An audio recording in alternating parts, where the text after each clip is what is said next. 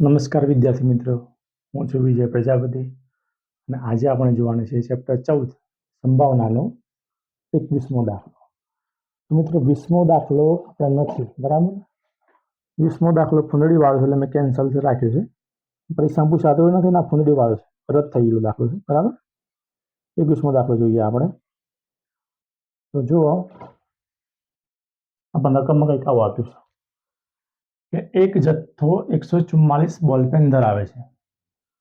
144 બોલપેનનો એક આખો જથ્થો છે, બરાબર. તેમાંથી 20 ખામીયુક્ત એટલે 20 ખરાબ બોલપેન, ખામીયુક્ત કહેવાય, બરાબર. ખરાબ બોલપેન કહેવાય, બગડેલી બોલપેન.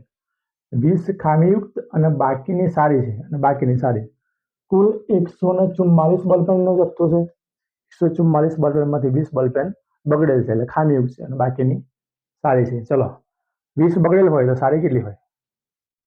20 ખામીયુક્ત હોય 144 માંથી, બાકીની સારી કેટલી હોય?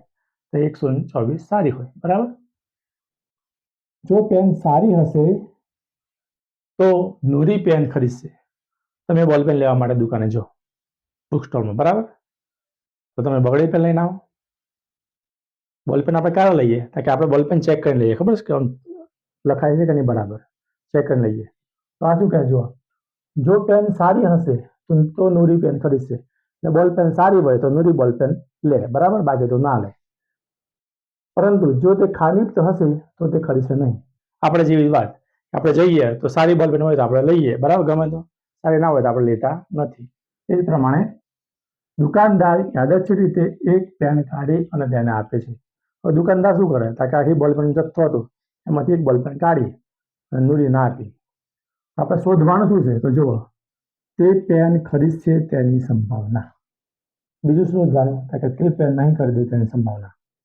તમે દુકાને જાઓ તો દુકાને ક્યારે બોલપેન ખરીદો? કે બોલપેન સારી હોય તો. આમાંથી સારી બોલપેન કેટલી છે? 144 બોલપેનમાંથી 20 બોલપેન બગડેલ છે એટલે 124 બોલપેન સારી છે, બરાબર, અને 20 બગડેલ છે. આપણે મિત્રો ધારણા કરીએ અને શોધીએ કે અહીં સંભાવના શોધવાના કુલ પરિણામ. સંભાવના શોધવાના, બોલો મિત્રો, કેટલા થાય કુલ પરિણામ?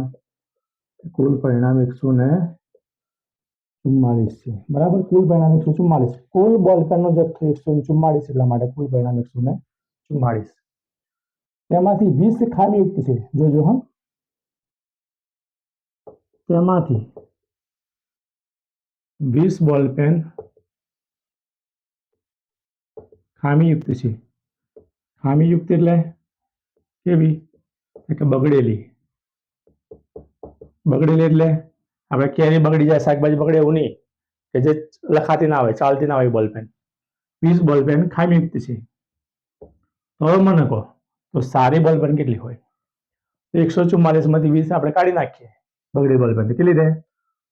તો 124 બોલપેન સારી હશે, બરાબર. 144 બોલપેનનો કુલ જથ્થો હતો, એમાંથી 20 બોલપેન બગડેલ છે, તો સારી બોલપેન કેટલી રહે? 124 બોલપેન. પહેલા શોધીએ આપણે કે તે બોલપેન ખરીદશે તેની સંભાવના.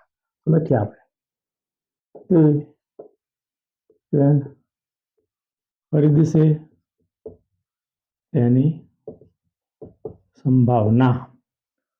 તો પી ઓફ એ માટે તમે આ પ્રમાણે લખો તો પણ ચાલે, અને એવું લખો ઘટના એ માટે તો પણ ચાલે, બરાબર. ચલો, નૂરી બોલપેન ક્યારે ખરીદે? કે બોલપેન સારી હોય ત્યારે, બરાબર. તો સારી બોલપેન કેટલી છે? કે સારી બોલપેન છે 124, અને કુલ બોલપેન કેટલી થાય? 144. એટલે કુલ બોલપેન નીચે આવે ને સારી બોલપેન 124 ઉપર આવે. આપણને ખબર છે કે કુલ પરિણામ નીચે આવે અને જેના વિશે વાત કરવામાં આવે એ અંશમાં આવે. 124 ને 44, 144 ભાગ ઉડે છે મિત્રો, એટલે કે 6 દુ 12, 62 દુના 124 અને 72 દુ 144. ચલો, બે કટ થઈ ગયા. મળ્યું કેવું? કે 62 ને 72 આના પણ ભાગ ઉડે છે.